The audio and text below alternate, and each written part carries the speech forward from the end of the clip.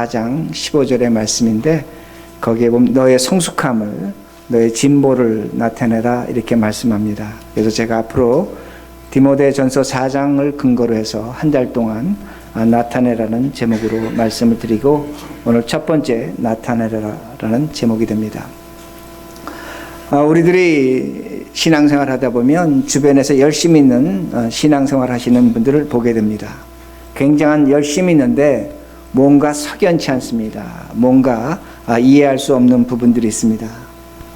그런데 그런 분들의 특징을 우리가 하나로 본다면 어떤 가장 근본적인 것, 원천적인 것을 갖고 하나님을 강조합니다. 하나님을 강조합니다. 그러나 그 강조가 좀 무리한 것이 보여질 때가 있습니다. 제가 왜 이렇게 말씀을 드리냐면, 오늘 디모데서에서 바울에게도 이런 일이 나타납니다. 바울은 목회자입니다. 목회자로서 교회를 이끌고 가면서 바울도 아마 교회 안에서 여러 교인들을 만나면서 뭔가 좀 이상한 것을 느꼈던 것 같습니다. 그 중에 하나가 음식의 문제였고, 또한 하나가 결혼에 대한 문제였습니다. 이 음식과 결혼에 대해서 어떤 교인들이 아주 열정적으로 하나님의 신앙을 표현하려고 하는 겁니다. 그런데 바울은 그게 좀 이상했던 것 같습니다. 그런데 그 이상한 행동이 믿음의 행동이 아니라고 성령께서 바울에게 말씀해 주셨습니다. 그러게 1절 보시기 바랍니다. 이 성경 천천히 잘 읽으셔야 되는데, 그러나 성령이 밝히 말씀하시기를 후일에 어떤 사람들이 믿음에서 떠나 미혹하는 영과 귀신의 가르침을 따르리라 하셨으니. 자, 바울이 이런 고민하고 있는데 성령께서 바울에게 말씀해 주신 것입니다. 그들이 현재는 믿음의 자리에 있다는 겁니다. 하나님의 영광을 돌린다고 그렇게 말하고 있는 겁니다. 그러게 누구도 그들의 믿음을 의심할 수가 없습니다. 근데 성령께서 바울에게 나타나셔 말씀하시는 것이 뭐냐면, 후일에, 언젠가는, 앞으로는 그들이 믿음을 떠날 것이고, 그리고 그들이 미혹하는 영과 귀신의 가르침을 따른다고 그렇게 말씀합니다. 참 놀라운 말씀입니다. 현재 보면 진짜 같은 겁니다. 참된 것 같습니다. 열심히 있습니다. 올바릅니다. 그런데 성령께서 바울에게, 고민하고 있는 바울에게 말씀하신 것이 뭐냐면, 후일에 시간이 지나면 이것이 바로 미혹하는 영이고 귀신의 가르침을 따르는 것이라고 그렇게 말씀하고 있습니다. 과연 이것이 무엇인가입니다. 우리 입장에서, 오늘도 우리 시각에서 보면 열심히 있는 겁니다. 하나님의 영광을 드러내는 겁니다. 무엇보다 잘하고 있는 겁니다. 그런데 바울은 그게 이상했던 겁니다. 그 이상했던 바울에게 성령께서 말씀하시는 것이 뭐냐면, 네가 볼 때 현재는 믿음의 행위인 것 같지만 그것이 장차 믿음을 떠난 것이라고 말씀해 주셨다는 겁니다. 그러면 그것이 무엇인가입니다. 어떤 것인가? 그것을 3절에 말씀합니다. 두 가지로 말씀하는데, 3절, 혼인을 금하고 어떤 음식물은 먹지 말라고 할 터이나 음식물은 하나님이 지으신 바니 믿는 자들과 진리를 아는 자들이 감사함으로 받을 것이니라. 바울이 교회 안에 두 가지 이슈를 보고 있는데, 그 두 가지 이슈 중에 하나가 뭐냐면 혼인을 금한다는 겁니다. 그리고 음식물이라는 겁니다. 여러분, 결혼이라는 것은 인간이 갖고 있는 가장 기본적 제도입니다. 음식이라는 것은 인간이 먹고 살아야 할 가장 기초적이고 근본적인 겁니다. 근데 이 기초적이고 근본적인 것을 갖고 하나님을 대입시키고 거기에 어떤 신앙의 열심을 나타낼 때, 이것이 바로 하나님을 쫓는 것이 아니라 귀신의 가르침을 쫓는 것이라고 그렇게 말씀하고 있다는 겁니다. 참으로 놀라운 얘기입니다. 그러기에 먼저 제가 혼인을 금한다는 이 말씀에 대해서 먼저 말씀을 드리겠습니다. 혼인을 금한다는 겁니다. 당시 교인 중에 어떤 교인들이 있었냐면, 결혼은, 남자와 여자의 육체적 관계는 하나님의 관계를 파괴하는 것이라고 그렇게 가르쳤습니다. 즉, 남자와 여자의 어떤 육체적 즐거움이, 그 즐거움이 하나님과의 우리의 관계를 파괴한다는 겁니다. 그러기에 부부의 육체적 관계를 죄악시했다는 것입니다. 그런데 바울은 지금 그것을 뭐라고 얘기하냐면, 사탄의 영을 따르는 것이라고 분명히 가르쳐 줍니다. 오늘도 마찬가지입니다. 오늘도 우리 교회는 그런 일이 없지만 어떤 분들을 만나거나 특히 성령을 체험한 사람들 중에 일부는 뭐라고 얘기하냐면, 우리가 하나님으로부터 거룩해졌기 때문에 인간적으로 남자와 여자, 부부가 육체적 관계를 갖는 것은 짐승과 같은 짓이라고 그렇게 말합니다. 그 관계를 거부해야 된다는 겁니다. 인간의 어떤 즐거움을 갖고 어떤 육체적 즐거움을 갖는 것은 하나님이 원하시지 아니하는 것이라는 겁니다. 부끄러운 짓이라고 그렇게 말합니다. 그러므로 말하는 것이 뭐냐면 인간을 사랑하는 것이, 그 육체적 관계로 인간을 사랑하는 것이 하나님이 사랑하는 것보다 커지기 때문에 하나님께 올바른 일이 아니라고 그렇게 말합니다. 즉 무엇을 가르치고 있냐면 인간의 가장 기본적인 것, 인간의 제도인 결혼을 파괴하는 겁니다. 그리고 말하기 그것이 하나님이 원하지 않는 것이라고 그렇게 말합니다. 그런데 성경은 지금 뭐라고 말하냐면 그것이 바로 귀신의 가르침이라는 겁니다.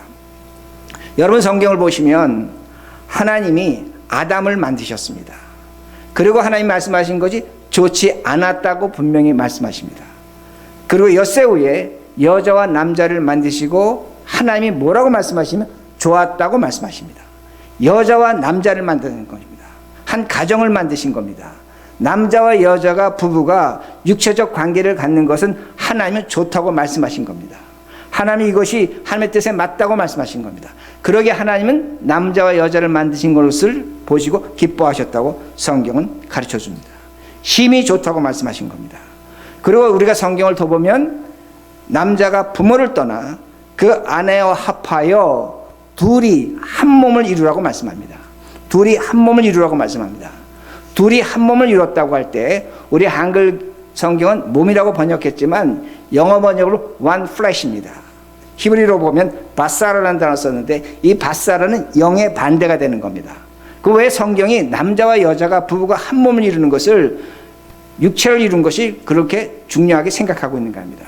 하나님은 우리에게 한 가정을 이루시고 또한 남자와 여자가 부부로서 육체적 관계를 갖는 것을 하나님 지극히 당연하게 생각하셨다는 겁니다. 그걸 하나님이 심히 좋다고 생각하셨다는 겁니다. 그런데 문제는 뭐냐면 그것을 악하게 여기는 사람들이 바울 시대에 교회에 있었고 그러게 혼인을 금했고 오늘도 이런 사람들이 있다는 겁니다. 여러분 육체적 관계를 부정시하고 파괴시키는 것은 사탄의 역사가 됩니다.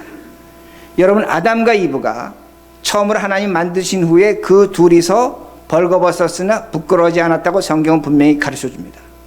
그런데 그 아담과 이브가 사탄의 시험에 빠진 후에 그 둘이 벌거벗었으나 부끄러워했다고 성경은 가르쳐 줍니다. 이때부터 사람은 부부의 관계를, 육체적 관계를 죄악시하는 모습이 있었다는 겁니다. 그러나 예수 그리스도 오심으로 말미암아 아내와 남편이, 남자와 여자가 하나님의 사람이 된 겁니다. 하나님의 마음을 갖게 된 것입니다. 하나님의 형상이 회복됐다는 겁니다. 그러기에 서로 부끄러워하지 말아야 한다는 것을 성경은 우리에게 분명히 가르쳐 줍니다. 문제는 뭐냐면 오늘날 우리에게 기도가 중요합니다. 예배가 중요합니다. 찬양이 중요합니다. 신앙생활이 중요합니다. 이런 것이 중요하기 때문에 하나님이 우리에게 주신 가정, 결혼, 부부의 관계를 파괴시키는 것이 옳은가입니다. 이걸 부정시하고 죄악시하는 것이 옳은가입니다. 옳지 않다는 겁니다. 부부관계를 동물적 관계를 묘사하는 것이 정당하지 않다는 겁니다. 우리 하나님 예수 그리스도가 오심으로 말미암아 우리에게 주어진 가장 중요한 기본적인 것, 결혼을 통해서 하나님은 오늘도 우리에게 영광 받으실 원한다는 겁니다. 우리가 이것을 잘못 이해하면 오늘 성경이 가르쳐 주는 것이 뭐냐면 미혹의 영을 따르는 것이고 귀신의 가르침을 따르는 것이라고 그렇게 말씀합니다. 많은 신자들이 영적 성숙을 무엇으로 이해하고 있냐면 내가 갖고 있는 가정의 결혼 생활을 죄악시하고 부정시하는 모습에서 자신의 영적 성숙을 이룰 수 있다고 그렇게 생각한다는 겁니다. 잘못됐다는 겁니다. 결혼이라는 것을 우리가 영어 단어 marriage라고 합니다. marriage는 mary와 age의 합성어입니다. 행복하다는 겁니다. age, 시간을 의미합니다. 그러니까 결혼이라는 것, 행복을 전제로 한다는 것을 기억하셔야 됩니다. 부부가 함께 살을 맞대고 관계를 갖는 것이 부부 관계의 결혼의 기초라는 겁니다. 아마 우리 교인들은 잘 아시겠지만 제가 부부 상담할 때가 있습니다. 우리 교인뿐만 아니라 다른 분들도 그렇게 합니다. 그럼 제가 제일 먼저 질문하는 것이 뭐냐면 둘이서 함께 잠자리를 하십니까? 왜냐하면 이것이 되지 않으면 부부관계가 성립되지 않습니다. 문제가 해결되지 않는다는 겁니다. 오늘도 많은 사람들이 아이의 출산을 이유로 아기를 낳은 후에 아기를 돌보기 때문에 잠자리를 함께 하지 않습니다. 또는 남편의 잠버릇이라든지 여러 가지 이유로서 함께 하지 않습니다. 그건 비성서적입니다. 그건 사탄이 원하는 겁니다. 하나님이 원하시는 것은 한 부부가 한 자리에서 함께 잠을 드는 것이라는 겁니다. 그것만이 부부의 관계라는 겁니다. 그런데 문제는 뭐냐면 오늘날 교회에 금욕주의가 있습니다. 금욕주의가 있습니다. 이 금욕주의가 오늘 한국교회에 깊이 들어와 있는 것을 우리가 볼 수 있습니다. 여러분, 금욕주의는 뭐냐면 육체적 즐거움을 절제하는 겁니다. 육체적 쾌락을 자제하는 겁니다. 그러다 보니까 교회 안에서 신앙생활하면서 부부관계를 극단적으로 절제하는 분들이 있습니다. 왜냐하면 육체의 욕망, 욕정, 욕심을 악으로 생각하는 겁니다. 이 악을 제거하면 그 다음에 선이 찾아온다고 생각하는 겁니다. 그리고 진리가, 자유가 찾아온다고 생각하는 겁니다. 기독교적으로 표현한다면 이런 악한 것들을 제거해야지만 성령 하나님께서 찾아온다고 그렇게 생각을 합니다. 그렇게 가르칩니다. 이건 철학입니다. 이건 불교고 윤리입니다. 기독교적 사상은 아니라는 겁니다. 그러기에 교회 안에 여러분들이 부부 관계를 가지면서 어떤 금욕주의에 빠지는 것을 볼 수 있습니다. 그런데 참 신기한 게 있습니다. 뭐가 신기하냐면 그 금욕주의가 바로 무엇으로 나타나는가입니다. 쾌락주의로 나타납니다. 여러분, 쾌락주의라는 것은 육체적 즐거움을 최대한으로 즐기는 겁니다. 내가 어떤 즐거움을 갖고, 철학에서 즐거움을 갖고 그 즐거움에 만족할 때 인간은 선이라고 생각하는 겁니다. 행복이라고 생각하는 겁니다. 근데 쾌락주의라는 것은 몸을 통해서 나올 수밖에 없습니다. 근데 여러분, 육체적 쾌락이 있습니다. 육체적 쾌락은 한순간에 불과합니다. 오늘 밤에 우리가 즐거이 먹고 마시고 놀자라고 쾌락을 추구했습니다. 다음날 아침은 허무한 겁니다. 육체적 쾌락은 짧습니다. 그런데 정신적 쾌락은 어떻습니까? 지속적입니다. 내가 좋은 음악을 듣는다든지 좋은 사람과 교제를 한다든지 좋은 책을 본다든지 하면 그 쾌락은 지속적인 겁니다. 그러니까 쾌락주의에서 우리가 정말로 쾌락을 추구하려면 육체적 쾌락을 버려야 된다는 겁니다.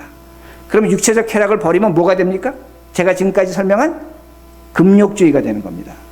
오늘날 많은 교인들이 혼란스럽게 생각하는 것이 뭐냐면 왜 교회에 수많은 성적 어려운 문제가 생기는가입니다. 왜 교회에 많은 문제가 생기는가입니다. 왜 캐톨릭 교회에 수도사들이 있고 신부들이 있고 결혼을 금하는 수도원들이 있었는데 역사적으로 어떤 일이 일어나고 있었는가입니다. 여러분, 아주 간단합니다. 금욕주의를 강조하면 반드시 쾌락주의가 됩니다. 왜냐하면 제가 좀 전에 설명드린 것처럼 금욕주의의 금욕을 이루려면 육체적 쾌락을 버려야 되는 겁니다. 이건 금욕주의가 되는 겁니다. 그것이 바로 쾌락주의라는 겁니다. 그러기에 여러분, 역사적으로 이런 결혼이나 이런 걸 절제한 그 종교 집단에 어떤 일이 일어났는가 여러분 너무나 잘 아십니다. 수많은 타락이 일어난 겁니다. 육체적 타락이 일어난 겁니다.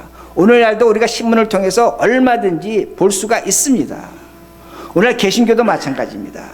개신교도 거룩을 강조하는 것 정말로 중요한 일입니다. 그러나 그것이 금욕주의로 빠져서 자칫 잘못해서 뭐로 나타납니까? 그렇게 강조했던 목사들과 교인들이 육체적 타락을 우리가 얼마든지 보고 느낄 수 있는 겁니다. 그러게 여러분들 신앙생활할 때 금욕적인 것과 쾌락적인 것을 여러분 잘 이해하셔야 된다는 겁니다. 여러분들이 정말로 정상적 부부와 가정을 이루시려면 금욕주의와 쾌락주의에서 벗어나셔야 됩니다. 벗어나셔야 됩니다. 여러분들이 올바른 정신을 차리고 부부가 서로에게 매력을 갖도록 노력해야 됩니다. 서로에게 호감을 갖도록 노력해야 된다는 겁니다. 결혼하고 나서 내가 이 사람하고 결혼했으니까 호감, 매력 상관없다고 생각하십니다. 그렇게 하시면 안 된다는 겁니다. 내가 이 사람에게 호감을 가질 수 있도록 노력을 하고 이 사람이 나에게 매력을 느낄 수 있도록 노력하는 것이 부부관계라는 것을 분명히 아셔야 됩니다. 제가 왜 이렇게 말씀을 드리냐면 이런 부부관계가 오늘 우리 자녀들에게 나타나야 된다는 겁니다. 제가 교회에서 1.5세나 2세 중고등학교 아이들 상담할 때가 있습니다. 그들이 가장 원망스럽고 가장 힘들어하는 것이 뭐냐면 왜 우리 아버지 엄마는 교회 다니면서 서로 사랑을 하지 않느냐고 말합니다. 교회에서는 사랑을 가르치는데 집에 와서는 방을 따로 쓰는 겁니다. 그것이 나타나지 않는 신앙이라는 겁니다. 말씀으로 나타나는데 행동으로 나타나지 않는 것입니다. 거기에 어려움을 당한 우리 자녀들의 모습이 있습니다. 여러분이 마찬가지입니다. 여러분의 신앙을 여러분의 친구들에게 주변 사람들에게 어떻게 나타내고 있는가입니다. 여러분이 이 신앙을 올바로 나타내려고 하시려면 여러분과 여러분의 부부관계에서 쾌락도 벗어나고 금욕도 벗어나는 하나님의 말씀에 따라가는 삶이 있어야 된다는 겁니다. 이것을 나타내야 된다는 겁니다. 또 하나 근본적인 것이 나옵니다. 3절 후반절입니다. 어떤 음식물은 먹지 말라고 할 터이나 음식물은 하나님이 지으신 바니 믿는 자들과 진리를 아는 자들이 감사함으로 받을 것이니라. 이 말씀은 우리 한국교회 남자분들이 가장 크게 좋아하는 말씀입니다. 무슨 말씀이냐면 뭐든지 감사함으로 받으면 무엇인지 먹고 마실 수 있다고 그렇게 말합니다. 그러나 배경을 잘 이해하셔야 됩니다. 그런 것 이상의 뜻을 성경이 갖고 있는 겁니다. 바울 시대에 사람들이 고기를 사 먹었는데 그 고기를 정육점에 가서 사 먹었습니다. 근데 그 정육점 주인들은 우상을 섬겼습니다. 고기를 도축해서 우상에게 제물로 드린 다음에 그리고 그 고기를 시장에 팔았습니다. 그러나 유대인들은 고기를 먹을 때 제사장에 의해서 허가받은 고기만 먹을 수 있습니다. 우리가 말하는 소위 코셔라는 겁니다. 그런데 이방인들이 예수를 믿기 전에는 시장에 가서 먹고 싶은 고기 마음대로 사 먹었습니다. 근데 예수를 믿고 난 후에 고기를 사 먹으니까 유대인들이 옆에서 뭐라고 얘기하냐면 너 그 우상의 제물을 먹는 거다. 우상의 제물을 먹는 건 죄다. 먹지 말아라. 그리고 너는 채소만 먹으라고 그렇게 이야기하게 됩니다. 이게 문제가 된 겁니다. 왜? 먹는 것이 인간에게 가장 근본적인 건데 이 근본적 문제가 생긴 겁니다. 여러분 이건 오늘도 우리에게 마찬가지입니다. 제가 아침에 이 질문을 교인들한테 설교에서 드렸더니 한 분만 손을 드십니다. 대부분 손 안 드셨는데 여러분 옆집에서 제사를 드렸습니다. 제가 좀 더 노골적으로 표현한다면 굿을 했습니다. 굿을 한 다음에 굿상에 놓은 떡을 갖고 왔습니다. 고기를 갖고 왔습니다. 그리고 여러분에게 주었습니다. 드리면서 자 이거 좀 드십시오. 이거 드실 분 여기 몇 분 계십니까? 예, 한 사람, 두 사람, 세 사람. 예, 대부분 안 드십니다. 왜 안 드냐? 불편하다는 겁니다. 꺼림칙하다는 겁니다. 그런데 바울은 말합니다. 너가 이것을 먹을 때 떡으로 먹으랍니까? 이걸 음식으로 먹으라고. 바울은 분명히 그렇게 얘기합니다. 그런데 많은 분들이 먹지 않습니다.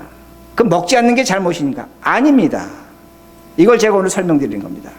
여러분 고린도전서 8장을 보면 이것이 먹는 것이 중요하다는 것이 아닙니다. 그 속성을 이해하라는 겁니다. 이 속성을 이해하지 못하면 우리가 잘못 성경을 이해하게 됩니다.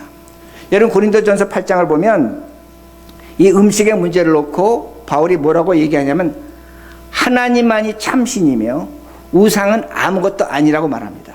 우상을 nothing이라고 그렇게 표현합니다. 그러기에 믿음이 강한 자들은 그 우상의 제물에 바쳐진 떡과 고기를 얼마든지 먹을 수 있다고 말합니다. 근데 바울이 얘기하고 싶은 하는 건 이겁니다. 우상은 아무것도 아니기에 nothing이기에 제단에 바쳐진 떡과 고기의 속성을 성질을 변화시키지 못한다는 겁니다. 그러게 떡이 되고 고기가 된다는 겁니다. 무슨 말씀인지 이해가 되세요? 우상에게 떡을 줬는데 고기를 놨는데 우상에 의해서 그 떡의 성분이 고기의 성분이 다른 것으로 바뀌지 않는다는 겁니다. 떡은 떡이고 고기는 고기이기 때문에 바울은 떡과 고기를 먹으라고 분명히 그렇게 가르쳐 줍니다. 여기서 중요한 것이 뭐냐면 바울은 귀신의 존재를 우상의 존재를 절대로 무시하지 않습니다. 절대로 무시하지 않습니다. 다만 바울은 뭐라고 얘기하냐면 예수님이 믿음이 약한 자를 위해 죽으셨기 때문에 나도 믿음이 약한 자를 생각해서 나는 이 떡과 고기를 먹지 않겠다고 말하는 겁니다. 먹을 수 있는 겁니다. 그러나 왜 먹지 않느냐? 믿음이 약한 자들 때문에 나는 이 떡과 고기를 먹지 않겠다고 그렇게 말합니다. 문제는 뭐냐면 오늘날 교회에서 모든 것을 귀신과 연결시키는 사람들이 있다는 겁니다. 이 사람들 어떤 사람이냐면 귀신으로 인해서 속성이 변한다고 생각하는 겁니다. 바울은 성경에서 분명히 뭐라고 얘기하냐면 귀신들은 그 떡과 고기의 속성을 변화시키지 못한다는 겁니다. 그런데 오늘날 교인들, 멀쩡한 교인들이 대학을 나오고 PhD를 받고 신앙생활 수십 년 한 사람들이 어떻게 신앙생활을 하고 있냐면 귀신에 의해서 이 떡과 고기의 속성이 변한다고 그렇게 말합니다. 매사를 귀신과 연결시킵니다. 병에 걸리면 귀신이 역사했다고 말하는 겁니다. 사업이 잘못하고 애가 병이 어려운 일 당하면 귀신이 역사한다고 그렇게 말합니다. 어려운 일 당하면 귀신이 역사한다고 말하는 겁니다. 이건 어떤 태도냐면 우리의 삶의 어떤 속성을 귀신이 변화시킬 수 있다고 생각하는 겁니다. 바울은 분명히 얘기하는 게 뭐냐면 귀신은 아무런 속성을 변화시킬 수 없다는 겁니다. 그러기 때문에 떡이고 고기고 먹으라는 겁니다. 문제는 뭐냐면 멀쩡한 교인들이, 대학을 나온 사람들이, 똑똑한 사람들이 이 속성을 이해하지 못하는 겁니다. 그렇게 끄떡하면 교회 와서 신앙생활하면서 귀신 역사라고 그렇게 말하는 겁니다. 여러분 잘 들으셔야 합니다. 만약에 그렇게 얘기하면 어떤 일이 되냐면 우리 안에 누가 계십니까? 성령 하나님이 계신 겁니다. 성령 하나님을 누가 이기는 것이 됩니까? 귀신이 이기는 것입니다. 귀신이 범접하는 겁니다. 이건 말도 되지 않는 짓을 하고 있는 겁니다. 그러기에 오늘날 교회 안에 신앙생활하면서 멀쩡한 사람들이 얼마나 잘못된 가르침에 빠져 있고 귀신의 가르침을 따르고 있는가를 생각하셔야 된다는 겁니다. 그렇게 해서는 안 된다는 겁니다. 귀신은 nothing이라는 겁니다. 귀신은 아무런 속성을 변화시키지 못합니다. 귀신은 귀신일 뿐입니다. 그러기에 오늘 바울이 이걸 얘기하는 겁니다. 그러므로 우리에게 모든 것은 하나님의 역사지 악령의 역사가 아닙니다. 악의 역사가 아닙니다. 그러게 3절 후반절 보세요. 음식물은 하나님이 지으신 바니 믿는 자들과 진리를 아는 자들이 감사함으로 받을 것이니라. 자, 이 부분에서 몰래 포도주를 드시는 분들이, 맥주를 드시는 분들이, 술을 하시는 분들이, 야 봐라, 감사함으로 우리 얼마든지 먹을 수 있다, 그렇게 얘기합니다. 제가 이렇게 설명합니다. 제가 회의를 가면 미국 목회자들하고 식사를 합니다. 그러면 그 사람들은 맥주와 포도주를 시킵니다. 저는 안 마십니다. 마실 줄도 모르고 하지도 못합니다. 오해하시면 안 됩니다. 자, 그 사람들은 그 맥주와 포도주를 마십니다. 그게 음식입니까? 기호식품입니까?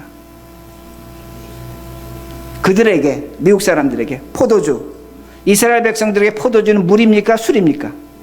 물. 미국 사람들에게, 우리 같이 목회하는 목회자, 미국 목회자들이 포도주와 맥주를 시키는데 그것이 그들에게 뭡니까? 음식입니다. 제가 그 자리에서 미국 목회자들과 같이 있는데 제가 만약에 포도주와 맥주를 시켜서 먹는다면 그들이 저를 이상하게 보겠습니까? 이상하지 않게 보겠습니까? 이상하게 않고. 근데 제가 술과 포도주 시키지 않으면 그 사람들은 저를 이상하게 봅니다. 그렇죠? 맞죠? 맞습니다. 그런데 제가 여러분들과 식사하면서 저 식당에 가서 포도주를 시켰습니다. 맥주를 시켰습니다. 한국 식당에 가서. 그리고 제가 먹고 마셨습니다. 어떻게 될까요? 예? 이상치 목사는 물러가라. 신문에 납니다. 식당에서 목사가 술을 마시고 주정하다. 무슨 말씀인지 아시겠죠? 여러분, 우리가 가장 크게 착각하는 것이 뭐냐면 문화와 신앙을 혼돈하고 있는 겁니다. 이게 아주 무서운 겁니다. 여러분, 술과 포도주와 맥주는 문화적 형태입니다. 그런데 우리 한국교회는 잘못했다는 게 아닙니다. 우리 교회 문화가, 우리 한국 문화가 술에 대해서 어떻게 생각했습니까? 죄악시했던 겁니다. 문화적으로 거부했던 겁니다. 여러분, 문화와 신앙은 다른 겁니다. 문화와 신앙은 다른 겁니다. 우리는 음식 문화를 어떻게 이해하고 있으면 신앙으로 이해하고 있다는 겁니다. 이해가 되세요? 문화를 신앙으로 이해가 있다. 문화와 신앙은 다른 겁니다. 여러분, 제가 다시 이렇게 해야 됩니다. 여러분이 여러분의 자녀들 1.5세하고 2세하고 식당을 갔습니다. 애들이 진급을 하고 부모에게 뭐라고 얘기하냐면 내가 오늘 엄마 아빠에게 좋은 식사를 대접하겠다는 겁니다. 그리고 고급 식당에 가서 식사를 대접하면 애들이 100불짜리 와인을 시켰습니다. 자, 그것이 그들의 문화입니까? 그들의 신앙입니까? 문화죠. 그걸 먹어야 됩니까? 마셔야 됩니까? 마셔야 돼요. 그거는 1세로서 결정할 문제입니다. 그러나 제가 여러분에게 말씀드린 건 뭐냐면 1.5세가 그렇게 2세나 우리 자녀들 그렇게 한 것을 여러분이 비난할 수 없다는 겁니다. 그들은 미국 문화에 사는 겁니다. 여러분, 우리가 크게 착각하는 것이 뭐냐면 우리가 문화를 벗어날 수 있다고 생각합니다. 내가 한국 문화를, 미국 문화를 벗어날 수 있다고 생각합니다. 아닙니다. 인간은 문화를 벗어나면 죽습니다. 문화라는 건 그만큼 중요한 거라는 겁니다. 그러기에 우리가 이런 문화를 신앙으로 착각하시면 안 됩니다. 그러기에 다시 4절 5절을 보세요. 4절 5절. 하나님께서 지으신 것이 모든 것이 선함에 감사함으로 받으면 버릴 것이 없나니 하나님의 말씀과 기도로 거룩하여짐이라. 자, 제가 이렇게 설명합니다. 우리 중에 어떤 분들이 맥주를 마시고 포도주를 마실 수 있습니다. 내가 감사함으로 먹으면 문제가 없다고 생각합니다. 그러나 중요한 것이 있습니다. 여러분들이 그 사람 앞에, 여러분이 마시는 앞에 믿음이 약한 사람이 있다면 마셔야 됩니까? 마시지 말아야 됩니까? 마시지 말아야 됩니다. 제가 이것을 왜 강조하냐면 오늘날 우리는 어떤 건 문화로 착각하고 어떤 건 종교로 착각한다는 겁니다. 신앙으로 착각한다는 겁니다. 여러분들이 여러분 자녀들 앞에서, 여러분 아내 앞에서 여러분이 술 마시는 것으로 그들이 믿음이 약한 사람이 있다면 마시지 말아야 합니다. 이게 신앙입니다. 그걸 문화로 착각하고 있다는 겁니다. 그러기에 내가 뭐든지 마실 수 있다고 착각하면 안 된다는 겁니다. 여러분 이런 논리와 이런 신학적 구성을 하실 줄 알아야 됩니다. 그래야만 신앙생활을 나타낸다는 그 말씀이 됩니다. 그러므로 오늘 성경은 뭐라고 말씀하십니까? 감사함으로 받으라는 겁니다. 받지만 조건이 뭐냐? 하나님의 말씀과 기도로 거룩하여 지느니라. 한 단계 더 나가셔야 됩니다.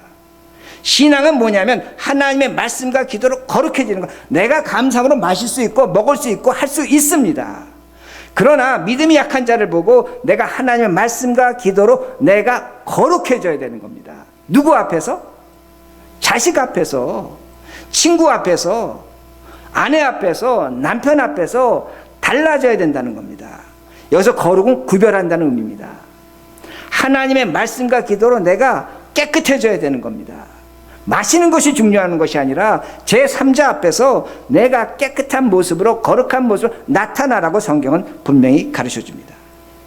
우리는 어디까지 성경을 해석하냐면 3절로 해석합니다.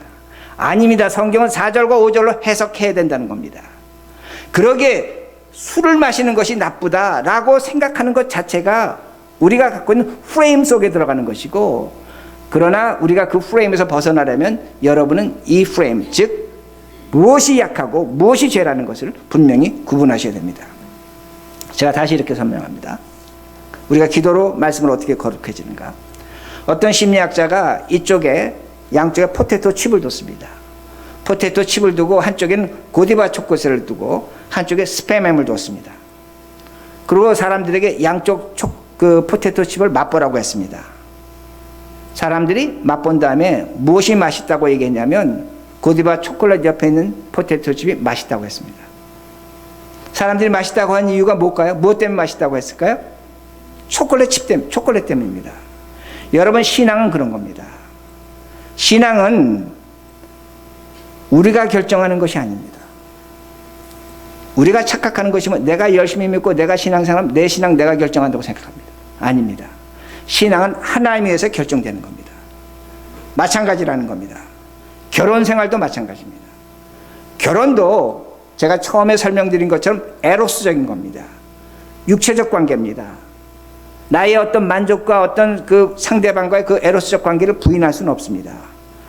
그러나 사람은 결혼 생활 해보면 알게 됩니다. 나이가 들고 병듭니다. 약해집니다. 결혼 생활의 가장 큰 어려움이 뭔 줄 아십니까? 육체적 장애가 찾아오는 겁니다. 육체적 장애가 찾아오는 겁니다. 이때에 에로스가 아니라 아가페적 사랑을 요구되는 겁니다. 여러분, 그러게 젊은 사람들에게 제가 결혼 사역 받을 때 뭐라고 얘기합니까? 검은 머리가 팥뿌리가 되도록 서로에게 어떻게 하라? 충성하라는 겁니다. 헌신하라는 겁니다. 상대방이 병들고 약하고 돈 못 벌고 어려워졌다고 해서 버릴 수는 없는 겁니다. 그걸 어떻게 살아가냐? 인간의 결혼 자체는 에로스적이겠지만 아가페적인 사랑을 찾아야 된다는 겁니다. 그 아가페적인 사랑은 뭐냐? 오늘 하나님 말씀하시는 건 뭐냐면 말씀과 기도로 거룩해지는 겁니다. 그러므로 우리에게 말씀과 기도가 필요하다는 말씀이 됩니다. 하나님의 아가페 사랑을 나타내야 된다는 겁니다. 그러기에 이 아가페적인 사랑을 부부가 누구에게 나타내야 되는가? 자식에게 나타내는 겁니다. 자식에게 나타낼 때 그 자식이 믿음의 생활을 하는 겁니다.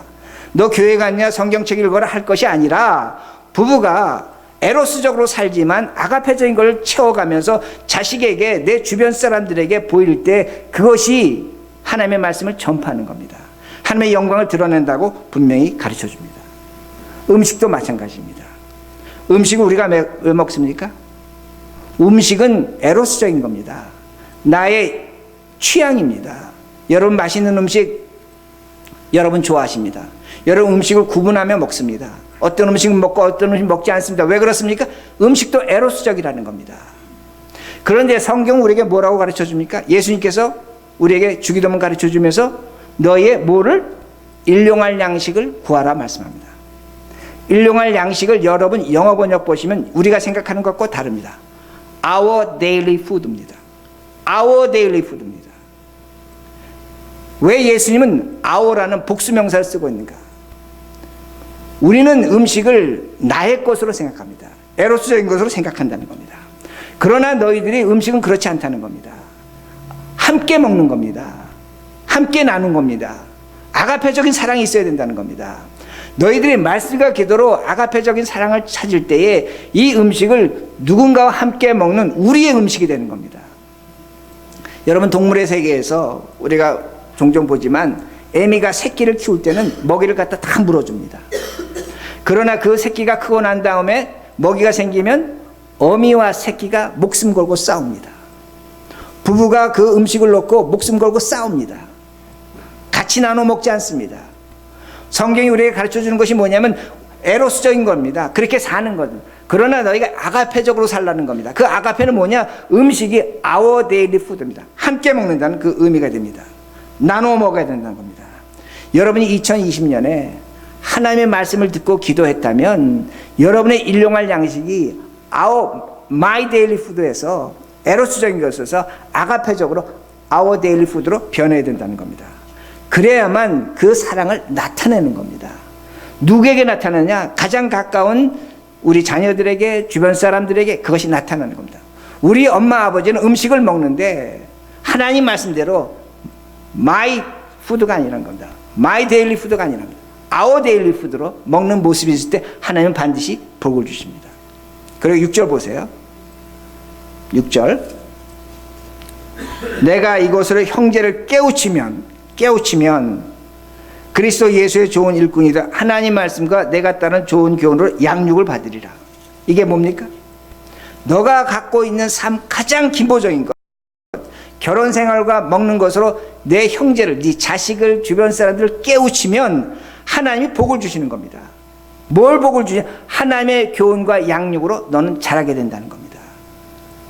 이것이 우리가 받을 2020년 복이 됩니다. 오늘도 우리가 이렇게 얘기합니다.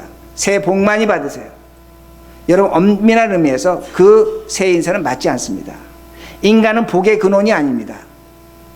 우리는 이렇게 인사하는 게 맞습니다. 하나님께서 당신에게 복을 주시길 원합니다. 축복할 수는 있습니다.